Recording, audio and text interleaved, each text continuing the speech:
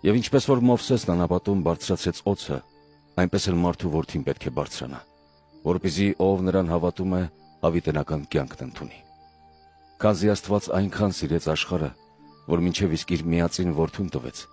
որպեսզի ով նրան հավատում է, չկորչի, այլ ընդունի հավիտենական կյանքը։